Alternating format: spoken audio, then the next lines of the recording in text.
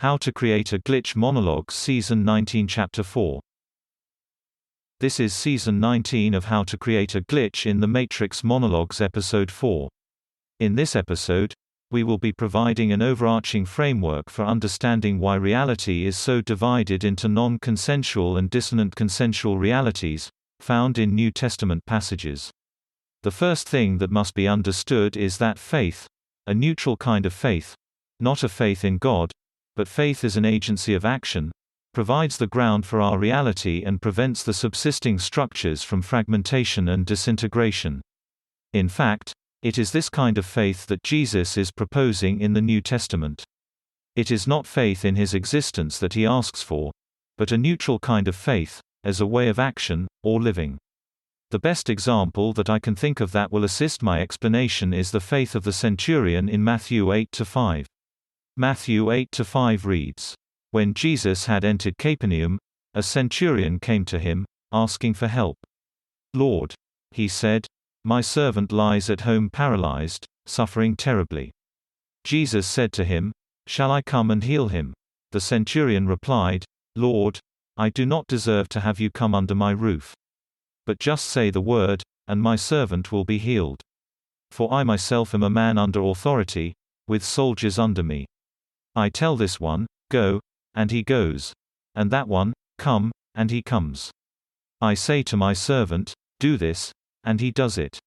When Jesus heard this, he was amazed and said to those following him, 'Truly I tell you, I have not found anyone in Israel with such great faith.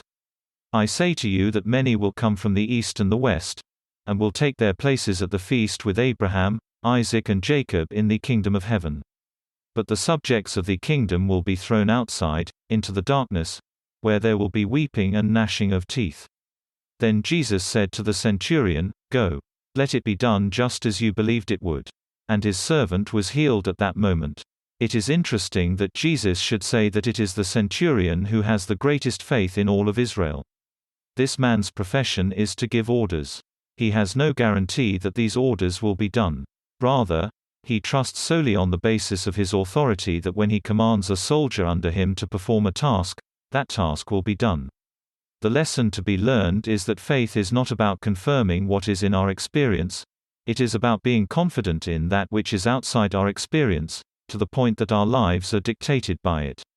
This lesson has implications to the way that we live our life, but to me it is once again more scientific than that. It reflects something about the fabric of reality. The Roman Empire was built upon the power of its armies. The faith of the centurion sustains the authority of Rome and the emperor. If that centurion's faith was misplaced, if the soldiers stopped completing the tasks that he required them to, the authority upon which he acts would fragment into pieces, then over time eventually disintegrate. Rome would disintegrate. Just as Rome is sustained by the faith of the centurion, existence itself is sustained by our faith.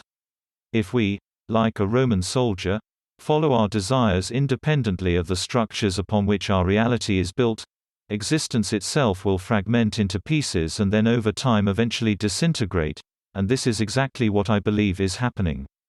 This is the kind of faith that I refer to as direct ground. It is the sustaining force of our reality, what holds together non-consensuality and dissonant consensualities. Imagine for a second that this centurion exists in a kind of bubble of consensuality. Imagine for a second that outside his consensuality is a reality which is fragmented and for which there is no structure or architecture. Then we see that the faith of the centurion acts as a kind of limit, just as the limit created by judgment in a previous episode, on the conduct of those who enter his consensual bubble. That is to say, his fellow soldiers, who are part of the Roman Empire, must conform to that faith in entering his consensuality. In other words, we attune ourselves to a specific reality through our faith in action, or command. We bring into our consensuality those complicit in the attending sustenance of that which our faith is an agent of, whether it is Rome or God or some other concept or construction. The uniformity of experience which we take for granted is more a construction of our faith, and the extension of our consensuality into the external reality, than we realize. Thus, just as judgment limits others and who they can be when they enter our consensuality. Its converse is faith. The dialectical opposition of faith is not in fact disbelief, it is judgment.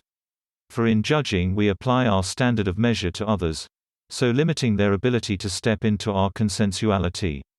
Whereas, if we act on faith, then our sustenance may be the sustaining power over the actions of others, through the extension of our consensuality.